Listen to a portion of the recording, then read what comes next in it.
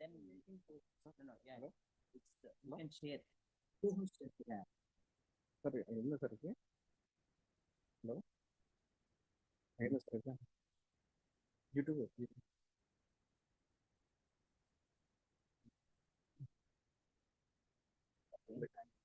లేదు సార్, లేదు ఇక్కడ అవుతుంది లేదా కొన్ని పెట్టడానికి. సో ఇప్పుడు లేదా అడగండి. సార్ విజిబుల్ అవుతుంది Is it visible YouTube now? అండి YouTube. Country is related to your country and okay వస్తుంది. Naveen. ఒక నిమిషం. number of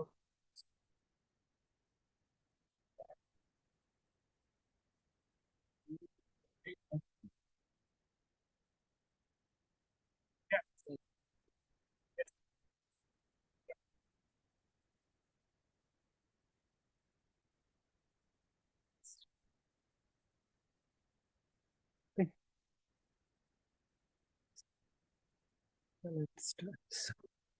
So good morning everyone. Good morning everyone. So welcome to IIT Tirupati Open House. So first we would like to congratulate all students and parents for like securing IIT JEE ranks. So today we'll have an open house so our director. Why?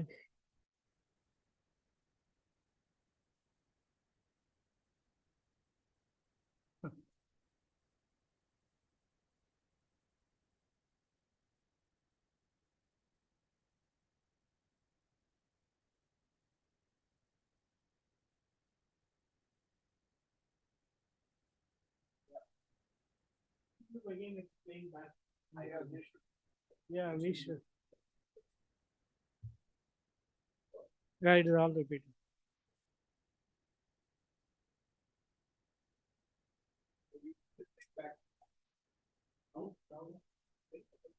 No. It is again it is played back with the delay.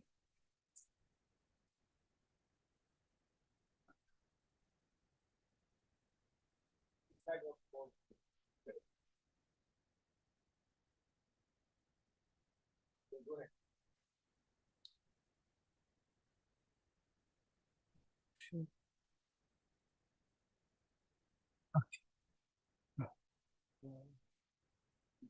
Right, this.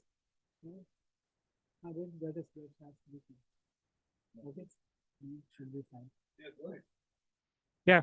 So we'll have a interactive session. Now, first I would like.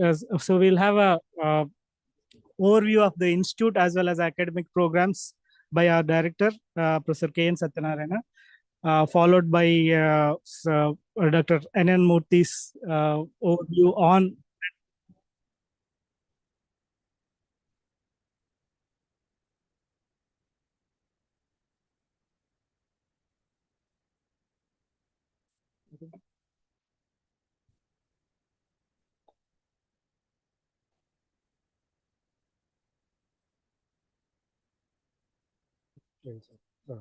yeah, then how many windows are open? This is not from Yeah. Very good. Presentation. Invite just the problem. Okay. Okay. Yes, sir. Yeah. Yeah. So I would like to invite Professor K. N. Satyanarayan to give a overview of the institute. Thank you.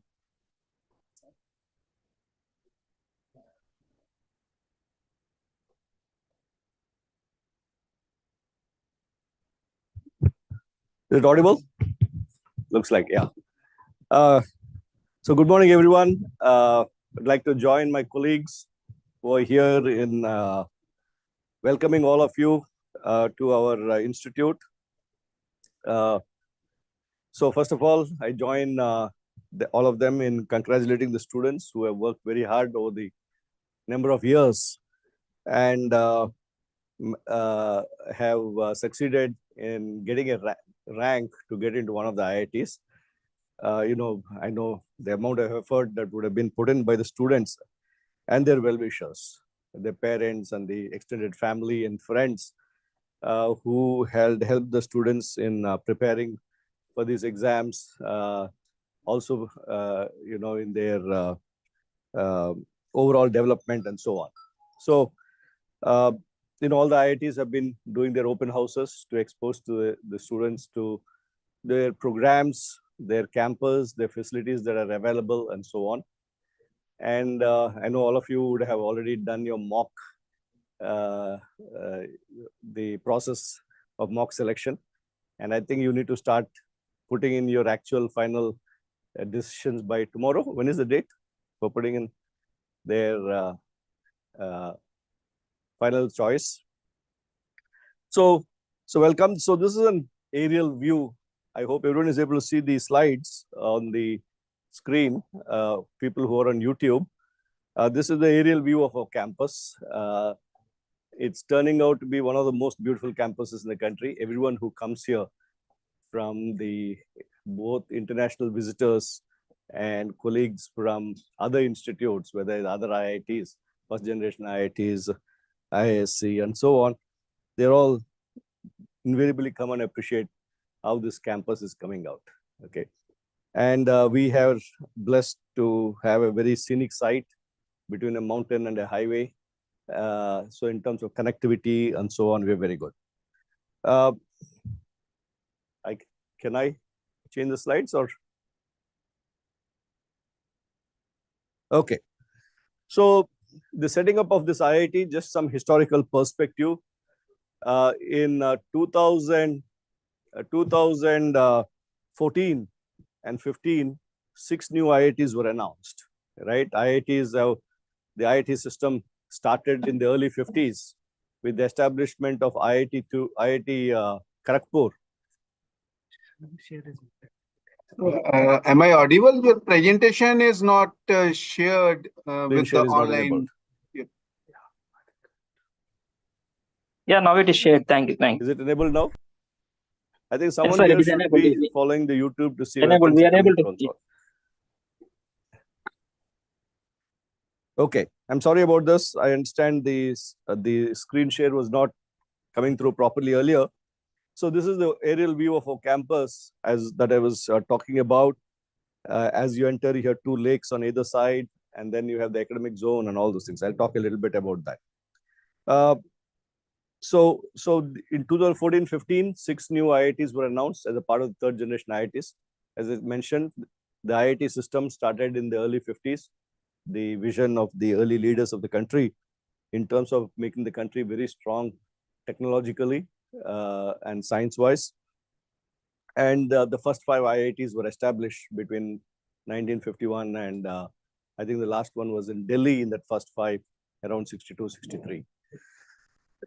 Then only in 94, Guwahati started, IIT Guwahati.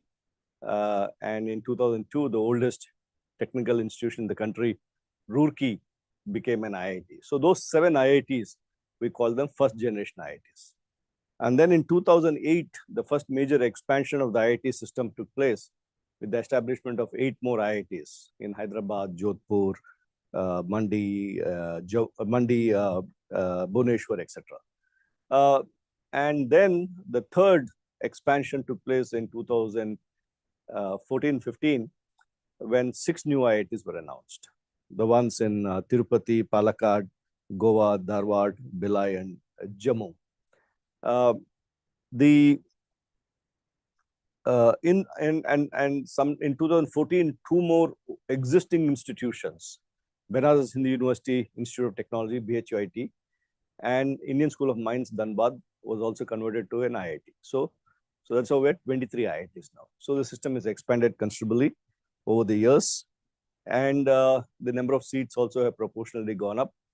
When I joined IIT in 1979, IIT Madras, as a student, B.Tech student, the total admissions were of the order of about 2,000 across the 5 IITs. So you had to get a rank less than 2,000 to get into one of the IITs. But then the country has been growing, the economy has been growing, the population has been growing, and the aspirations of the people have been growing. So taking this into account, the government of India, we have expanded the IIT system.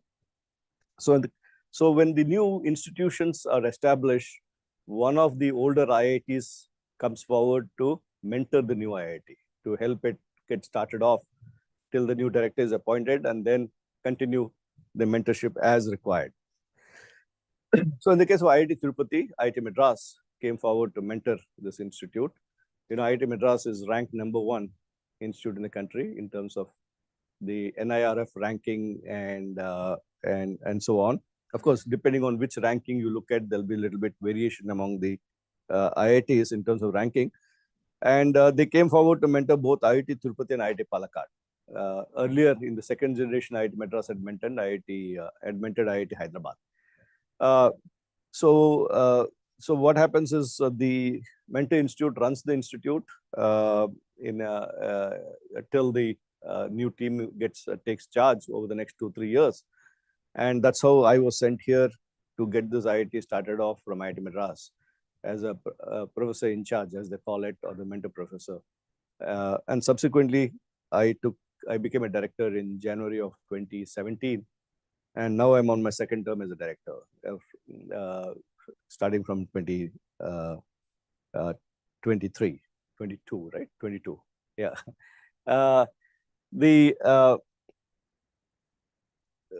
So what happened was, in 2015, we had the Foundation Stone program for the Institute. March 28th was the date when we had the Foundation Stone of the Institute. And we say it was the first among the third generation IIT to have its Foundation Stone laid. Very big event. We're also fortunate that nearby, just 3.5 kilometers down the road, ISER is also come up, Indian Science Education, the premier science institutes. So we had, and then in Sri City, there's a IIIT Sri City. So we had a common Foundation Stone program for all these 3 institutions. And Tirupati, the then Chief Minister, and now the current Chief Minister again, had envisaged Tirupati becoming the major educational hub of the state. So that is why the best science institute and best technology institute was located in Tirupati. It's a big advantage for us. In fact, our students, if someone is interested in science, they want to take more science courses. We also offer a lot of science courses. We have MSc in math, physics, chemistry. So they can take those courses. And they also can go take courses in ISER and transfer credits. We have an arrangement. ISER students can come take courses here. Our students can go take courses there. So the bouquet of courses from which you can take is much bigger than what only one institution can offer. And we collaborate very closely. So we started our programs in August 2015 from a temporary campus in the Chadalavada group of institutions, Krishna Teja Trust institutions between Renugunta and Tirupati. And we were operating fully from there till 2018. And in 2018, the students moved into the campus, here, into this campus. We established hostels. We were the first, maybe considering the second and third generation IITs, we were the fastest in terms of establishing the campus. And our first batch of students lived in the campus completely for 1 year. which, all this, if you look at the second generation IITs, many of them had 3-4 batches graduate without ever seeing the campus. So from that perspective, we were very successful in getting operations in the permanent campus done very fast. And we started with B.Tech program in 4 streams, in civil and environmental engineering, in computer science and engineering, mechanical engineering, and electrical engineering in 2015 by admitting about 120 students into these streams. We soft launch. And in the first couple of years, most of the teaching was handled by faculty coming from IIT Madras and teaching here with some other faculty we have brought in. And in 2017, we also, so the B.Tech program started, and we expanded the B.Tech program with the B.Tech in chemical engineering, which we started in 2018, right? And in 2017 itself, we started our research programs. We started admitting students into our Master of Science by Research and PhD programs. So very fast, we got our faculty and the programs for research started off in the institute. And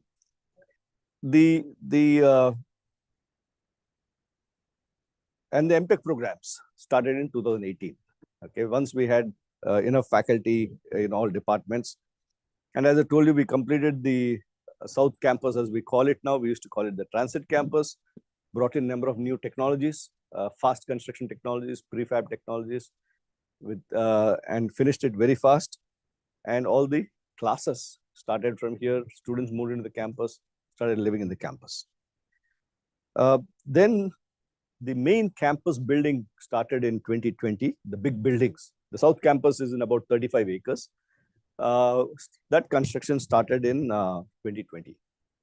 And that's been completed, what we call the Phase A construction, or it's also called the Phase A, which among the third generation IITs, we were the first to complete our campus in all respects for Phase A and move in and completely wound up our operations in the temporary campus in 2022, closed the temporary campus, handed it over back to the owners, and shifted 100% of our operations into the permanent campus in the hills. In 2023, we completed, as I told you, the Phase A, and we're going to be taking up the Phase B construction. So whatever you saw here, we'll be doubling this in the next 3 years. The number of buildings that are going to be coming up, whether it's the academic buildings, residential buildings, hostels, everything.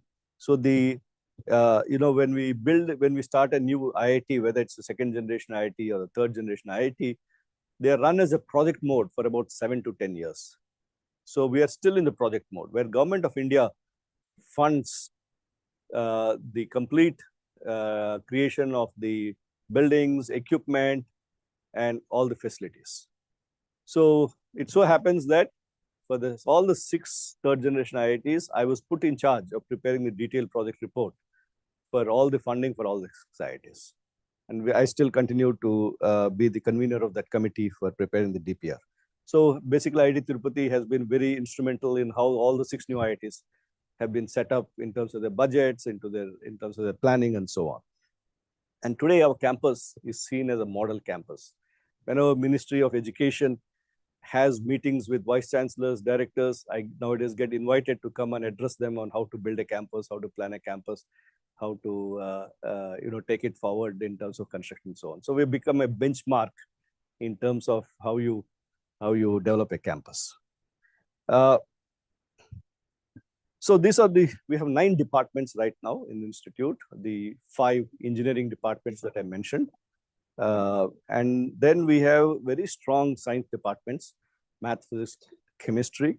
We offer MSc programs in all these departments. M.Tech programs in the engineering departments, MSc programs in the science departments, and we have a very strong humanities and social sciences program also, HSS, where students can take courses related to management, humanities, whether it's literature, economics, management topics, and so on.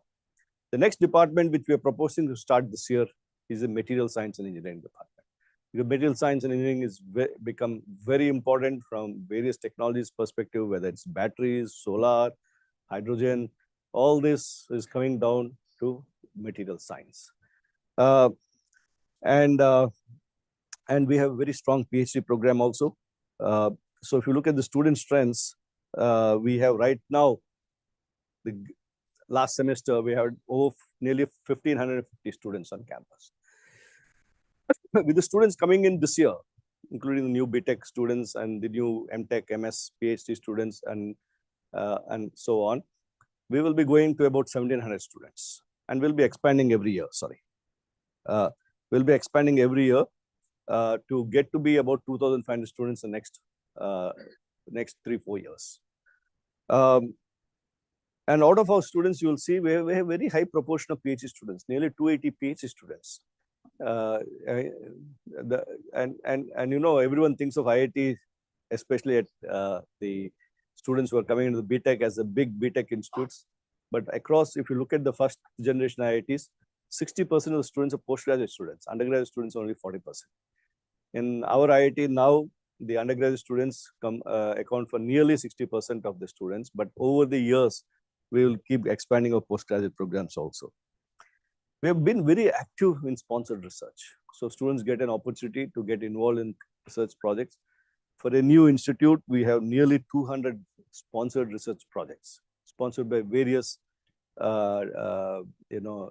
science departments, whether it's Department of Science and Technology, Department of Biotechnology, DBT, and then we have the various ministries sponsoring, and we also very active in consultancy in promoting the where industry needs expertise of a faculty member to come and give inputs, whether it's technical, managerial, and so on. In the Humanities and Social Science program, we also have a Masters in Public Policy, MPP. Okay, we are the third IIT in the country to start a Masters in Public Policy, becoming very popular. A lot of students are coming and joining that program also. And so our students, whoever joins the B.Tech program, can also take all those courses which are offered in the MSc program, especially when they come to the third year. They are allowed to take electives which are at M.Tech, MSc level. So if someone is interested in exploring a little more on public policy and so on, they can take those courses. So we have about, this is a little old slide. We have 115 faculty members. Okay, we have 115 faculty members. So this slide is a little old. It's showing 107 here, 115 faculty members across the various departments. You can see, for example, today civil and environmental engineering has 16 faculty members, chemical engineering has 12, computer science has 10, electrical has about 17 or 18 faculty members, chemistry has about 10 or 11. And mathematics and statistics has 10 faculty members now. Physics has about 10 and humanities has about 10. In addition, we have about 3 professors of practice. These are people, very senior people from the industry and government who come and teach courses here, who work with us in to give an example. We have Lieutenant General Kapoor, Anil Kapoor, who retired from the army as the topmost technical person in the army. So he's a professor of practice here. He teaches a course on design thinking. He gives us a lot of access to the defense-related research. You know, today, Atmanirbhar Bharat, there's a lot of push for most of the manufacturing happening in the country. And then we have, for example, Mr. Ganeshan, who was the chief designer for Bharat-Benz and then for Mitsubishi Fuso in Japan. So he comes and teaches courses here, gets our students internships in automotive-related industry and so on. We just appointed Mr. Bulidharan, the Chief Technology Officer of Tata Advanced Systems. They do the products from Tata's for defense and space. So he's coming in as professor of practice. So we're expanding. We're getting more and more people from the industry orientation, from government orientation to come here. We have a number of adjunct faculty members, people who are working with us. We have started appointing international faculty members as adjunct faculty. For example, in mechanical engineering, we have appointed a professor from Dalhousie University in Canada as an adjunct faculty here. So they're taking up joint peer research projects. They're doing a lot of joint research and guidance of the students. Yeah, this is the right slide. I'm sorry. I made the correction and then I forgot to delete the old slide. This is the right slide of the number of faculty in the institute. And we have about 125 plus permanent faculty members, staff members. So, and number of other people on contract. Okay. So the actual number of staff in the institute go over 200. And we are just doing the next round of faculty recruitment that's going on, the process going on. So in the next couple of months, we probably will be appointing another 20, 25 faculty members, about at least 25 faculty members, maybe even closer to 30 faculty members in the institute. So in the next 4-5 months, our faculty count will go to about 240 or so. I'm sorry, 140 or so. Yeah. Regular full-time faculty members. The institute has identified a number of thrust areas from an interdisciplinary perspective. We have a major focus on materials and manufacturing. Okay, materials and manufacturing. India as a country is trying to become a major manufacturing hub of the world. A lot of the people are moving their manufacturing out of China and these countries. So whether it is semiconductor manufacturing, right? Whether it is batteries, whether it is automobiles, and so on. So we, as an institute, are located very close to many manufacturing hubs in the country. Chennai is a major automotive manufacturer. There's Sri City, which is about 60 kilometers from here, which has about 170 companies which are located there. Many international companies from Japan, from US, from Italy, and so on.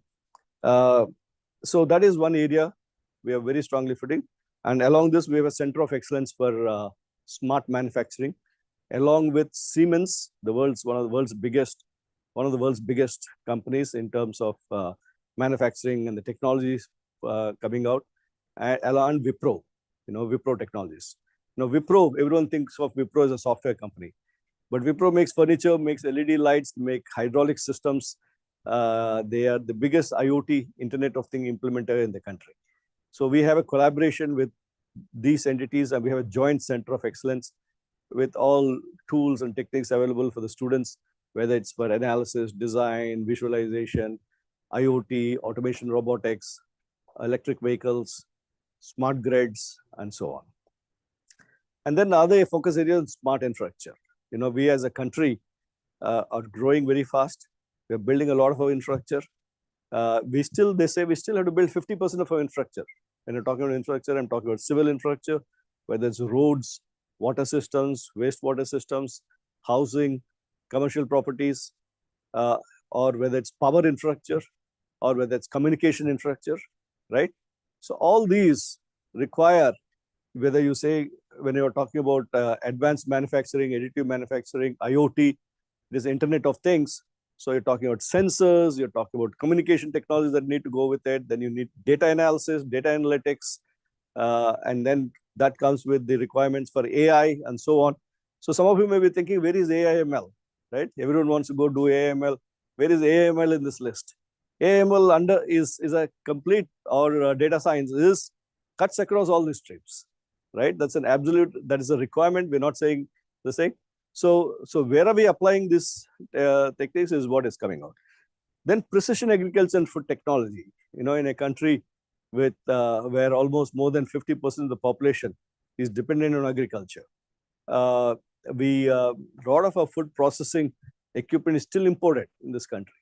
So they say that farm to table, that is what is produced in the farm and what ends up on your plate, in between, 40% of the food in India gets wasted. Okay, many reasons for that, and many of them technological reasons. Certainly, food tech. So now you hear about ag tech, you talk about edutech, you talk about fintech, right? Everything. The underlying thing is sensors, data communication, analytics, and then the AI techniques that you use for all these things. Energy storage is another major focus area at this institute. We are driving a number of initiatives on batteries. Today, EVs, when you talk about electric vehicles, what is, the major component of an electric vehicle is the battery, in terms of weight, in terms of cost, in terms of what drives it. And today, India still imports 100% of the battery cells. So we are now driving a major initiatives along with the Ministry of Department of Science and Technology and various industries on battery technologies. Huge investments are happening in the country with respect to battery technologies, whether it's lithium ion and so many new chemistries. Now, all this comes down to material science. The underlying here, the chemical engineering processes, the material science, and so on. So batteries and then hydrogen. You know, there's a big hydrogen mission the government has launched on using green hydrogen as for various energy needs. Then the area of quantum, atomic, molecular, and optical science and technologies. Again, this is a joint center between IIT and ICER, where we are working on technologies related to whether it is atomic clocks and quantum communication, quantum materials, and so on. And there's a big quantum mission now. The government of India just launched a big quantum mission. Again, we are positioning ourselves to get involved in this various quantum missions, quantum computing, and so on. The next area is positioning, navigation, and timing technologies. We call it PNT technologies. We have the IIT Tirupati is today the technology hub for the country for these technologies. Yesterday, day before yesterday, I was in Delhi working with the doing a one-day program with the Navy on underwater navigation, right? So there is all related to mapping. How do you guide, whether it's a missile or a satellite or a submarine, right? How do you position it correctly, accurately? How do you use this technology for precision agriculture? For example, if I have to deliver a pesticide at the right tree, at the right branch, instead of going and spraying the whole crop and creating, you know, all of us have the same, how do I deliver it? So all this are then comes in with that drone technologies, spraying technologies, all these things. So we are working on those areas. And then applications with respect to disaster management, so on. The new area that we are again strongly getting into is semiconductors, semiconductor manufacturing. You know, today we have the semiconductor mission in ISM, India Semiconductor Mission, where, you know, chips, we import most of our chips. We don't manufacture them. We have very strong design base. We have people, number of companies in India who do number of organizations, international organizations that come up and set up the design shop for designing the ICs and the chips and all that. But we're not able to manufacture them in the country. And the Prime Minister has been, Honorable Prime Minister is pushing this very strong that we should also, and today during the COVID time, we realized the problem of depending too much on imports. Chips were not available. Car deliveries got delayed because they couldn't get chips to install in them. A lot of equipment delivery got delayed. As a country, we suffered. But we should have the capability to do that. So there's a national semiconductor mission where they're trying to set up about a number of centers of excellence. And IIT Tirupati is one of the institutes being considered to set up the center of excellence for semiconductors. Now, this craze that everyone wants to study computer science. Yes, that's the area that is hot. But if you look at it, when you talk about semiconductors, manufacturing, I'm not talking about the design of the chip, but I'm talking about managing semiconductors. Everyone thinks you need electrical engineers there. But for a semiconductor manufacturing factory, the engineer that is most required is a chemical engineer. And then a material science engineer and mechanical engineer. 80% of the engineers in a semiconductor setup are chemical, mechanical, and material science engineers. Okay. So this awareness is not there among people. And India is putting huge amount of money into semiconductor business. And then what are they doing? Because we don't have enough engineers. Tata's recently, 3 months back, Honorable Prime Minister inaugurated the 3 plants, 2 in Gujarat and 1 in Assam, out of which 2 are run by Tata, the other one by Crompton Greaves. Now Tatas are going to Taiwan to find engineers and technicians to run these plants. Because everyone only is going and doing design, but no one is specializing in this. So the opportunities are there because they can't find people in India, and even people who study chemical engineering want to go do. They sit in an office and sit in front of a computer rather than do the chip. So there are a lot of opportunities. I'm just bringing this out as you make your decisions on which branch to take. While CS AI/ML, all that is definitely strong, a lot of demand for that. But from a country's perspective, there's a huge demand for these areas. And that is why IITs, you go to any IIT, all these branches are very strongly supported. Unlike in the private engineering colleges where they're shutting down some of this thing temporarily. This is all a temporary phase. As I told you, we still have to build 50% of infrastructure, which means I need civil engineers, a lot of civil engineers in the country. Of course, there is a challenge of in terms of placement, in terms of pay packets in the starting salary. What people are looking at starting salaries. But if you look at the long term, people who continue in the same sector over a time period of time, their salaries catch up and they're in demand. Okay. Okay. So as I told you, we have creating a number of centers of excellence. One is the Center of Excellence on the Technology Innovation Hub of Positioning and Precision Technologies. India, the Prime Minister, India launched the Geospatial Policy 2022, where they're freeing up a lot of data availability for commercial purposes, for logistics purposes, for whether it's for agriculture purposes, mining purposes. You know, earlier there was a lot of restriction. So they're setting up a national geospatial hub based out of Hyderabad, which IIT Tirupati is going to be driving.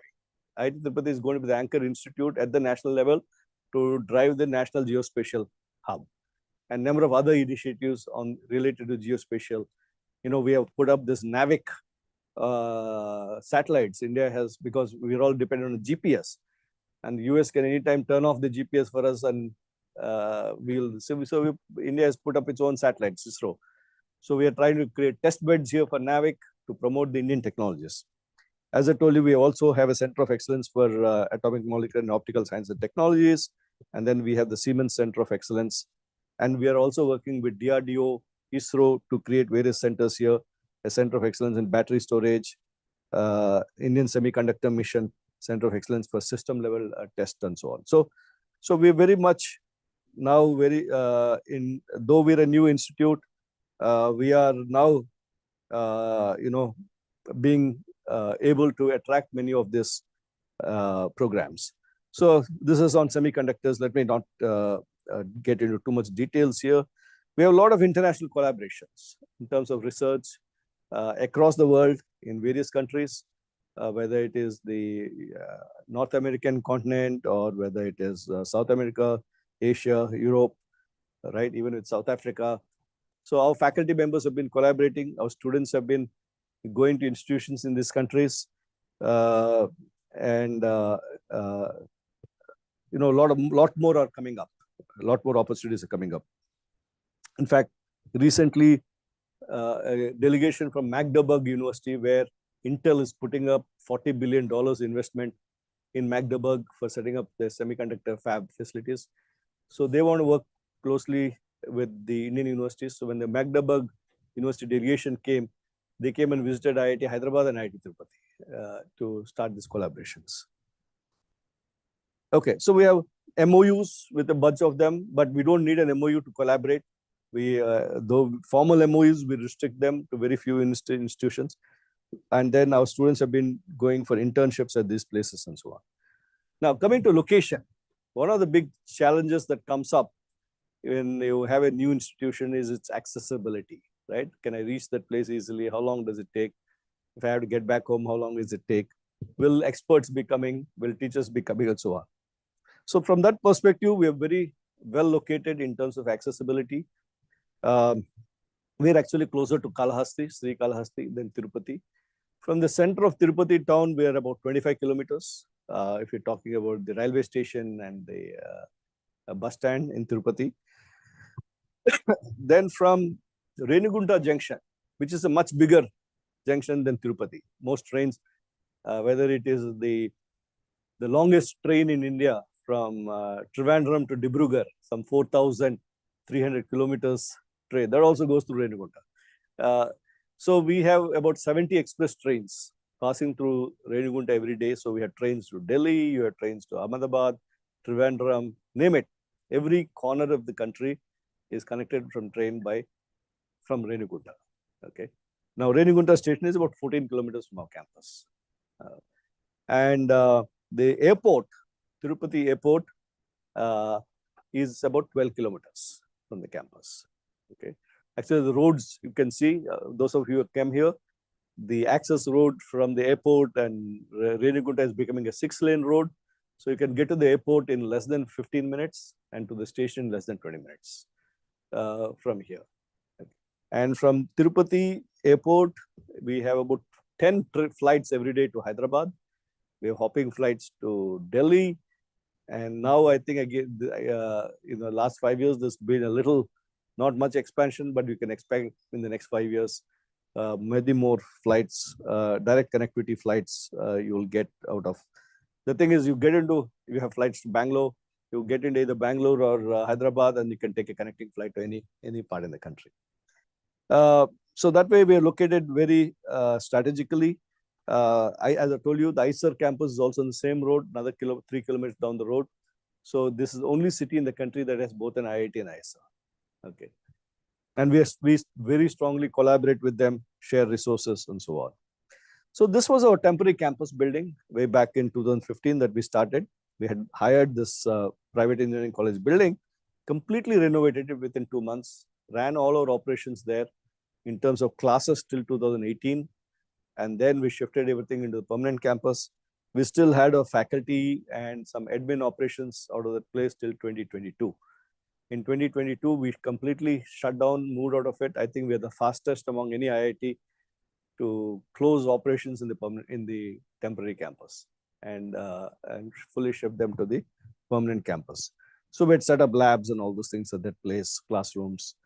So this is our campus is about 548 acres campus with about 530 acres between the highway and the mountain. On the other side of the highway, we have about 19 acres where we plan to set up a major research and innovation park. Okay, if this DPR, as soon as it gets approved, we've asked for a major facility to be put up there. We already have started some incubation activities and so on there. And the whole area is compounded. It is so this was the picture that you see on the top was what it looked like when we got the land in 2015. And what we have been very, very sensitive about how we develop our campus to make minimum impact on the environment. As we're going to be doing some destruction, but we want to minimize it.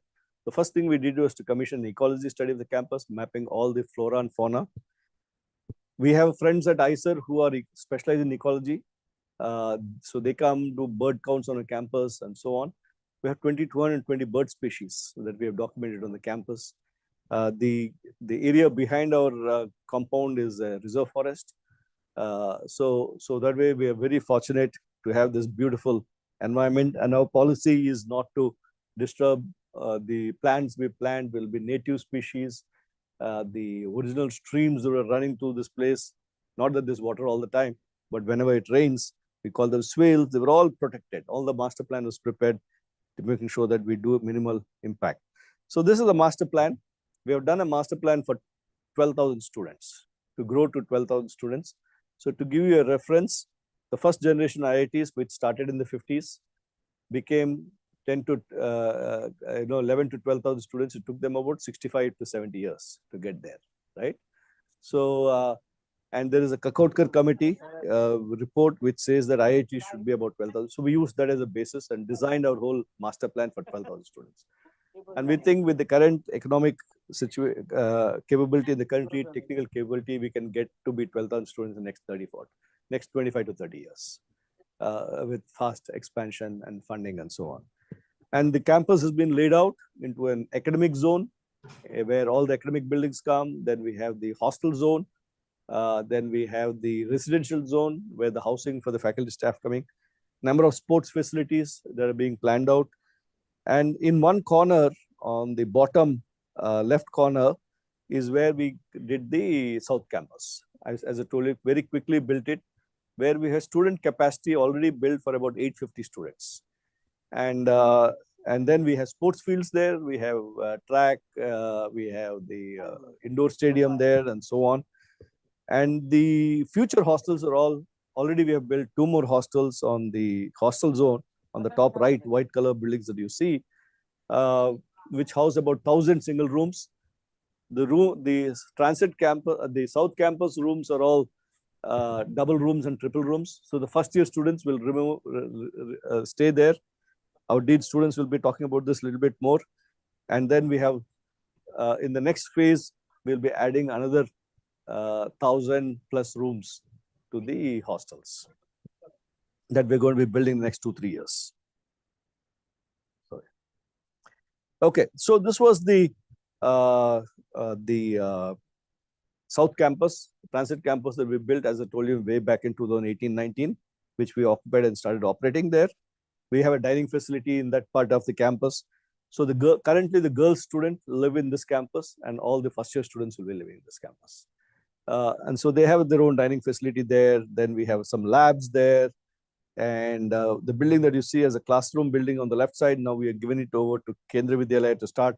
But earlier we used to have classes in that building. So this is how the campus looked way back in 2019.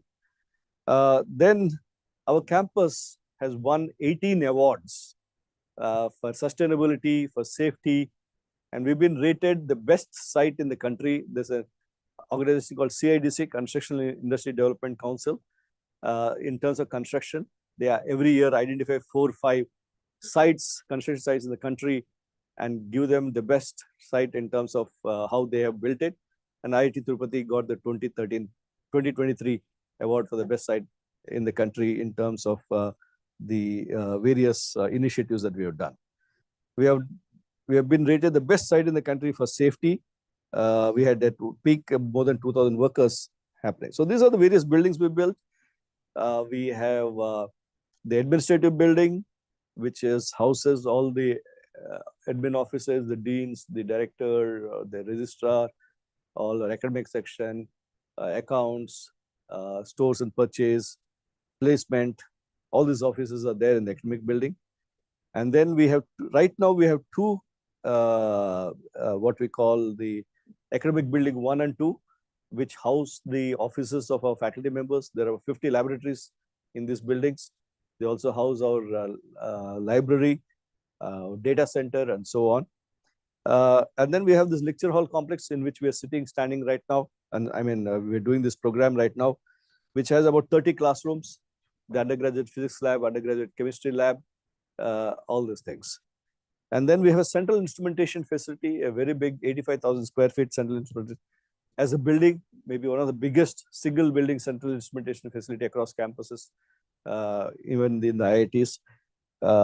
Some of the first generation IITs have asked us, can you share the design of the central instrumentation facility? And as we build this campus, you will see all of buildings, some of you may come by, nothing painted, right? These buildings are just gray. This is what we call the fair face concrete buildings. You remove the plaster, no plastering, remove the formwork, no plastering, no painting. Okay, absolutely no. So you have to do precisely how you build as you have to be very difficult. A lot of technologies we brought in terms of formwork, in terms of design of the concrete, all these things to achieve this. Very difficult to achieve what we have. What otherwise you can always build something shabby, put plaster on it, and paint it and cover up the bad construction. Here you can't hide anything. If you did bad construction, it'll look very bad. So this is the architecture of our campus. So if you're wondering why buildings are not painted, that is the and internationally you go many universities. You go to US, you go to Europe, many of the buildings will look like this. Okay, you'll see our flooring. Some of maybe not this building, other buildings. They're polished concrete floor. Number of technologies we have brought in new technologies we have demonstrated on the campus.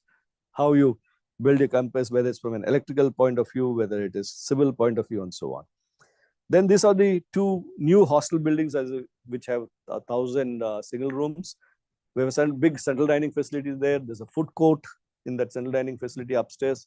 If you want to eat, say, some pizza or a burger or something like that. On ground floor is the regular mess. So we have 2 messes, one in the South Campus and one in the North Campus, the hostel, main hostel area. We have built 168 apartments for our faculty and staff. So almost 80 to 85% of our faculty and staff live on campus.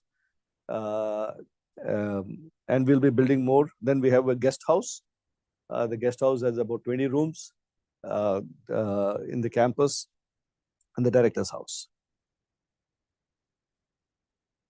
Okay, we created these two large ponds.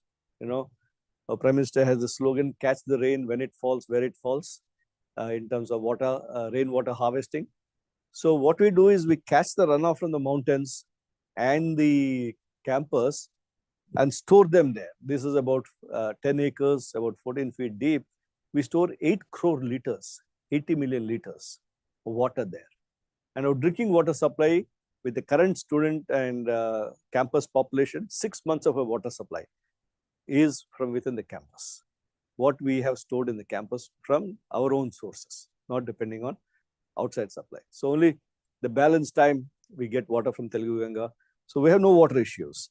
And our water is really good. And it also adds to the scenic beauty of the campus. Plus, from a sustainability point of view, water harvesting and so on, we have this. I'm just giving you, as I told you, we have various sports facilities. We have an indoor stadium, we have a gym, 3 shuttle courts, then volleyball courts, basketball courts, tennis court, and so on. In the next phase, we'll be building the big, and then we have a 400-meter track and a cricket pitch there. But in the next phase, we'll be building a very big indoor sports complex, a complete hockey ground, football ground separately, another sports field for the students to use with some of the state-of-the-art, because in the first phase, we prioritize the academic buildings.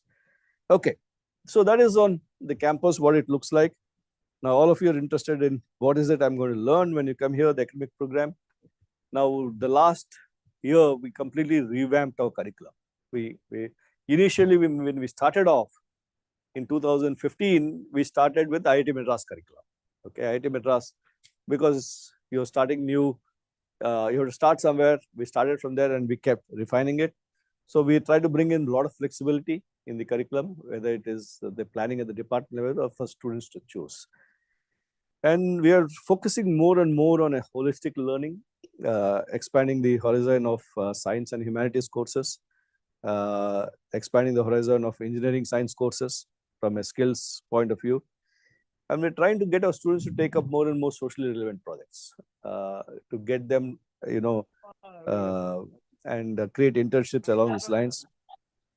And for those students who want to exit, under the National Education Policy 2020, NEP 2020, which has been a major guiding policy for how many of the programs are being structured in the country, where they talk a lot about flexibility, not only in the courses you take, but also in terms of moving between programs and so on. So if a student wants to exit after their 3rd year, they can go out with a BSc. 4th year, they get to go out with a B.Tech. If they stay here for 5 years and do a dual degree, they go out with an M.Tech, right? So all these options are there, a little bit more.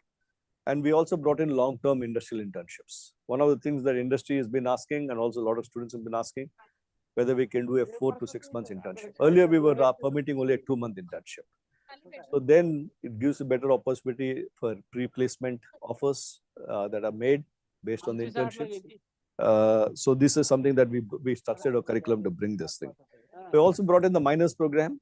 So let me say I got into civil engineering, but I wanted to do some communication courses. You can still go do a bunch of 4 courses related to that and get a minor in that area. I want to get a minor in economics. You can do a bunch of courses related to that and do a major in computer science and a minor in economics, right? So that is something that also we have enabled. Okay, so as I told you, this is the exit options. We have courses divided up to basic science courses. You will do engineering sciences. Then your professional area that you choose, whether it is computer science or electrical and so on. By the way, when I talk about electrical, a lot of parents or students call me and ask, why don't you have ECE in your institute? Okay, electrical and communication engineering. Common question I keep getting asked. Across the IITs, if you see, very few IITs have separate ECE. Electrical engineering includes ECE, right? We want to give much more flexibility to the students. They can, all of them do the same courses anyway, electrical students at the basic level. And then you can choose your electives to do more ECE courses or more power courses, power system courses, more instrumentation courses. It's up to the students to choose their electives accordingly. So if you see most IITs, they only have a B.Tech in electrical engineering, okay, which includes, depending on the electives they choose, whether they're going to focus more on communication, more on power systems and so on. Okay, and then students also do a project in the final semester. So we also brought down the credit requirements, keeping in earlier, we used to have a credit requirement about 165 credits or so. But looking at what's happening across the world, internationally and also across the IITs, from the last year's batch, we brought down the credit requirements to 150 to 152, bringing in more flexibility. If the students want to do more courses, they can do it. Okay, but to get the degree, you need this 150. You have to earn this. Different departments vary between 150 and 152. So this courses, as I already talked to you, we also brought in 5 free electives. A student can choose to do any course anywhere. Okay, they can, as we go forward and as we expand, maybe we will also teach courses in music. You will have courses in the free elective can be taken in any department, subject to you having a prerequisite to take that. Or you can take your free electives in such a way that it fits into a minor. Okay, so on. And we are also bringing in the first year this creative arts and physical well-being life skills courses, as we call them. We are creating this 10-hour modules. Someone wants to go sample music, understand, appreciate music. So we have people coming in and running at 10 at over 2 days or 3 days a program. Or someone wants to learn some art, right? For example, we have a artist in residence. Artist in residence in our institute. We have a Kalamkari artist. You know, Kalhasti is very famous for Kalamkari. We have a Kalamkari artist, Mr. Niranjan, who is an artist in residence who comes and conducts workshops and weekend workshops and so on Kalamkari art, right? So students can take up to 30 hours. We expect them to compulsorily take this. Or there are other courses on happiness. There's one team, which IIT Madras alumni, who are coming, and there's a full semester course at IIT Madras related to this, where they come and conduct a 10-hour, then if you want to take more, you can do another 10-hour, 20-year more. So the first 1 and 2 years, you have to do this so that you get exposed and you become a wholesome person, right? Not just a very narrow one-track thing. Every student is expected to do also NSS or NSO and the same. And locally relevant projects, we're saying they should do 90 hours of this for the first 2 years. Identify a problem that is socially relevant in your area, wherever you, in your village or the town you're coming from, and then take that problem and use the technology interventions or policy interventions on how to improve that. So our students also get exposed to that rather than just sitting in the classroom. And so this has again become compulsory now. It will be integrated with our thing. You can go look at our curriculum in the site. So let me go not spend too much time on this percentage of courses you'll be taking and so on, but we're trying to, as we're going, we're bringing more and more flexibility. You can take more electives in your department thing, you have free electives. You could also take some MOOCs courses, online MOOCs courses, and for credit. We permit up to 2 courses and use that towards your credit requirements at the institute through NPTEL and other MOOCs platforms.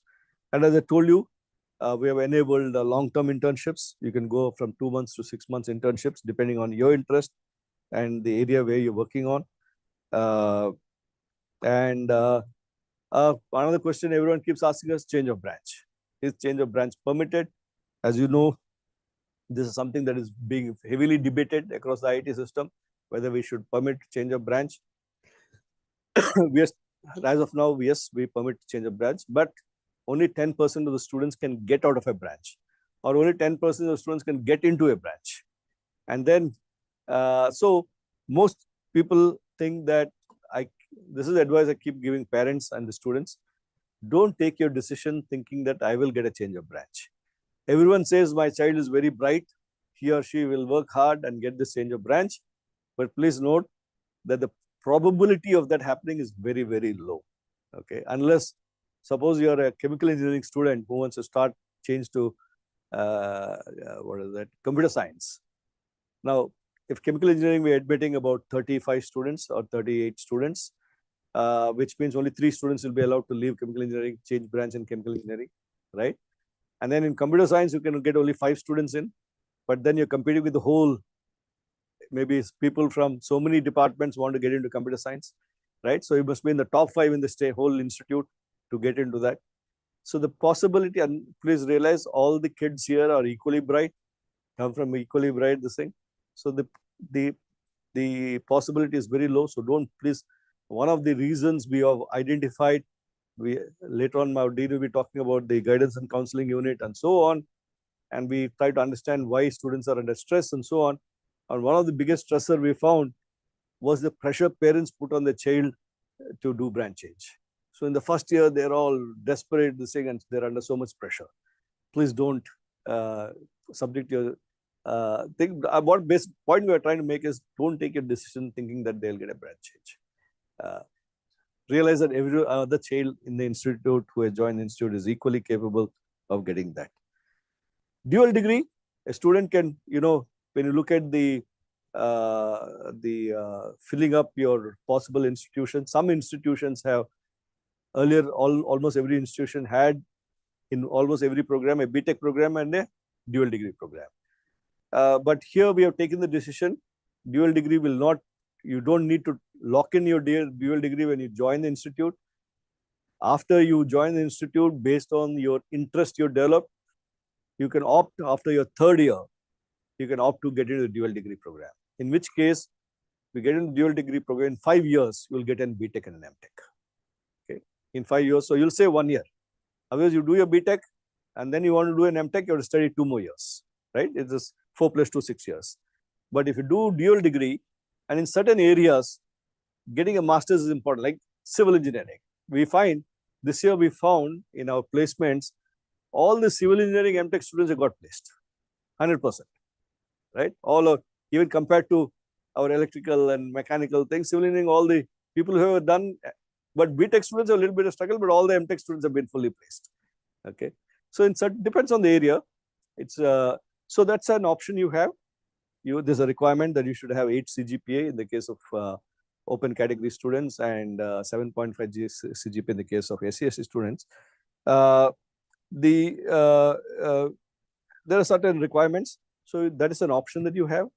And once you get into the dual degree program, in the last 1 year, you will also get a what we call half-time teaching assistantship. So you'll get a similar to, you'll have to do some 8 hours of work for the department, but you'll get a scholarship. Okay, so that's an advantage that you have by. But then you take the decision of dual degree to study at the end of 3rd year, not when you join the B.Tech program. We don't have that option. Okay, provisional minors, I talked to you. We are rolling out various minors. The Senate meeting that happened last week, we have announced about 8 or 9 minors, but we're going to be adding. By the time your students, you students will be, who is joining comes in, we should be adding another 7, 8 minors into a list of possible minors. Okay, we have a very vibrant campus life. Our dean, a lot of clubs, a lot of activities happening. Our dean students will talk about it. And so all the best, good luck. And those of you who come here after this event is over, I think we have volunteers to take you around, right? And explore the campus. We'll also be here to answer questions. And so I request our dean students to give his presentation. I'll stop sharing. Yeah. Murthy? Yeah, good morning, sir. Can you hear me, sir? You have to unmute. Yeah, I've done that. So can you We're hear me? not able to hear you. Is it audible on YouTube? That online we can hear, sir. Sir, how about now? we are able to hear you. Okay, great, sir. So Murthy, Yeah. I'll take over, sir. I'll take over. Go ahead. Go ahead. Yeah, sure.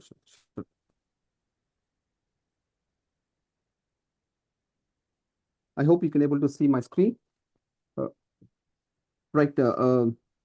So let me also join our director in welcoming you all to this open house. The whole objective is to take you through what we are doing in all the fronts, in academic and non-academic fronts. My name is Dr. Murthy. I'm a Dean Student Affairs. So I take care of all the student activities outside the academic arena. Of course, some tie up with academics as well during the course of student activities.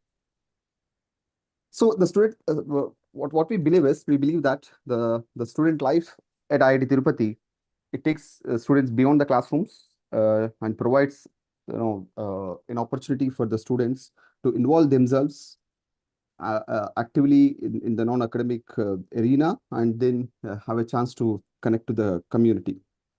So these are some glimpses of the student life at IIT Tirupati.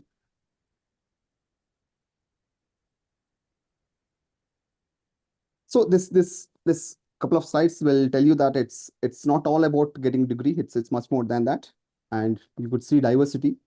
And our institute also has sports teams and actively participate in the sports activities. It provides an opportunity to get connected to other students as well. I'll take you through the facilities that are on campus first. So we have 7 hostels, as our director mentioned.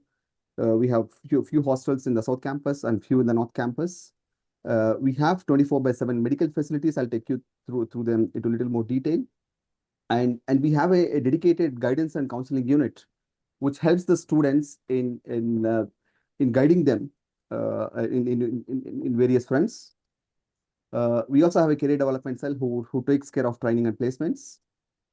And there's a scope for a lot of the scope for involvement of students in extra and co-curricular activities, be technical, cultural, sports, NSS, and then involving themselves in various clubs. Let me talk about the infrastructure first, and then we'll highlight the other activities. So these are the 2 pictures of campuses in hostels in both South Campus and North Campus. We have about 5 hostels. We have 5 hostels in the South Campus, and then 2 hostels in the North Campus. We call them as A, B, C, D to A to H, and of course, a few names were also given to them. And we have a dining facility. We have a dining facility in both hostels, in both campuses. So the one that is there in the picture that you see here is now the dining facility in the South Campus, which can accommodate 400 students. And we have even a bigger dining facility in the North Campus, which can accommodate more than 800 students at a time. So I was talking about the health center. So we have a dedicated health center which can take care of the health issues of the students. This runs 24/7. We have a male doctor and female doctor which are in the health center, supported by 6 nurses. And we tie up with major hospitals in Tirupati for IP services, just to name a few: Amara, the Narayanadri, and so on and so forth. We have an ambulance with life support, and all essential medicines are available on campus. And more importantly, since we are slightly situated slightly away from Tirupati, so we arrange for weekly checkups by specialist doctors. And more importantly, we have, as soon as the student joins on campus, so the day they joins, they are under medical insurance, which takes care of the inpatient hospitalization and coverage up to 2 lakhs, 2 lakhs this time. And there's a cashless facility, cashless treatment facility also, which comes under medical insurance. It can cover hospitals all across the India. So we extended our health center. So this is what you see is a picture of a health center extension. And then we have a schedule of specialist doctors visiting our campus. And other facilities on campus, we have a stationery shop, we have a cafeteria, a food court, which is there in the North Campus, an ATM, the SBI ATM, and then we are also planning to have an SBI bank within the campus, within the admin building, and haircut salon, laundry services, which are also there on campus. So our director was mentioning about the importance of the students' stress during the course of their stay on campus. So we have a guidance and counseling unit, which takes care of addressing the issues of mental well-being and health-related issues.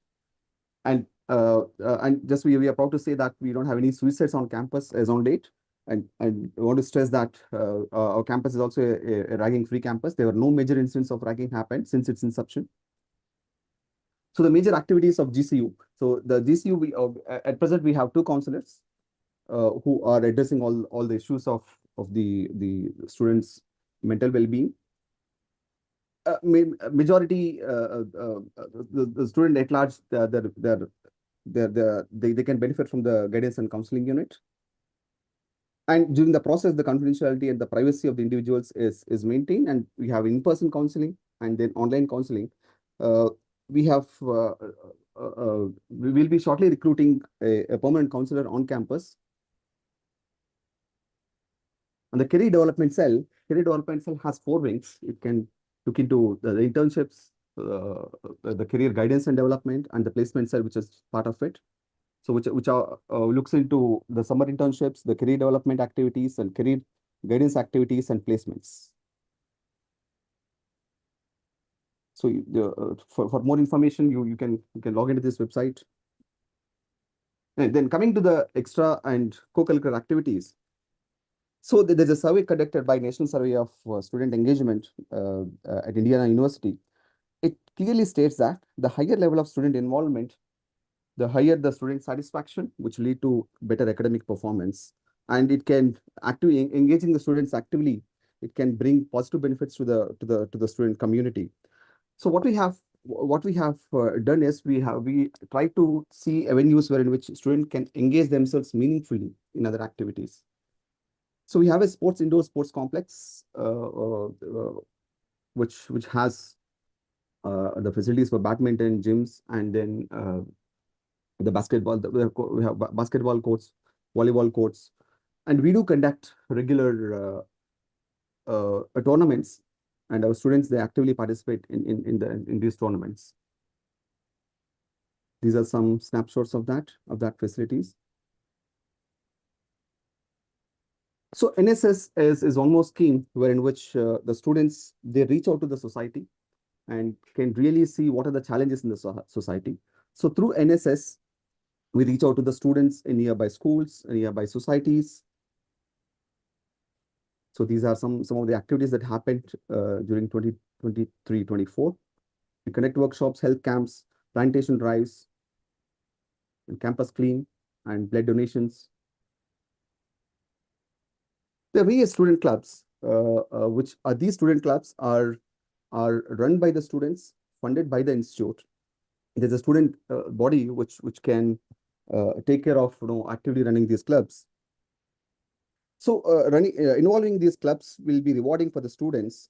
So through this involving in these clubs, the students' personal interests can be tapped, and a portfolio of experience can be developed.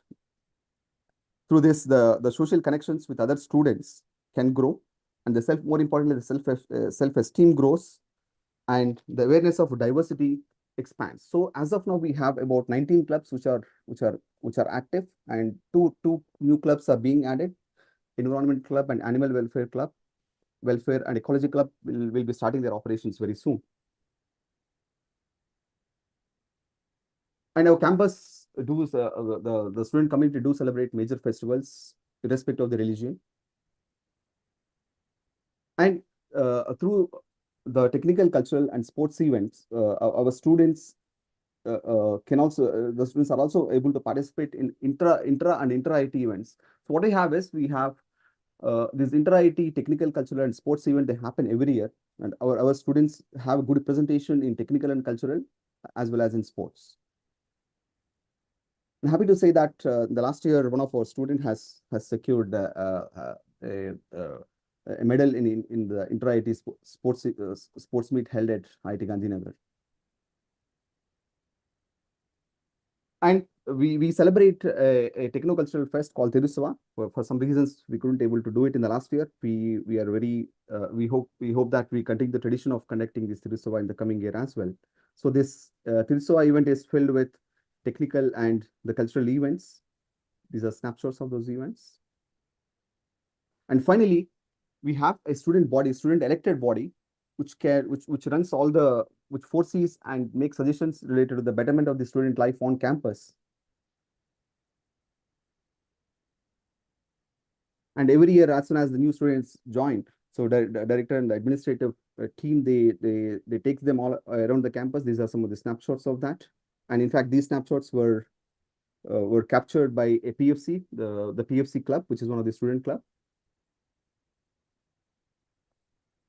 So just to give a snapshot, it's not all about getting a degree. It's much more than that.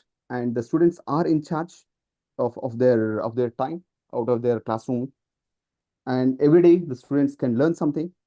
And more importantly, it brings the ways of networking with other students. And every time there's always a support for the students, anytime, anywhere. Thanks for your patience. I hope you have you got some snapshots of what student activities are happening on campus. Yeah. So thank you, Professor Murthy, for that overview on the student activities on campus. So we'll open the floor now for questions and discussion. I think many people have been putting up questions online. I've asked someone to consolidate these questions. Only here, is it? Okay. Yeah. Okay. So anyone has, among the audience, anyone has a question before we get on to the chat questions?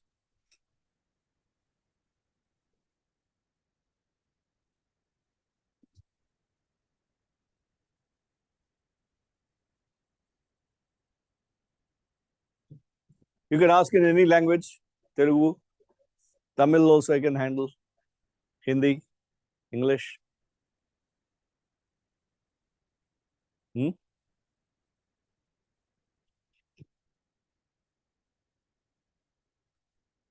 Okay, so then I'll go to the questions online.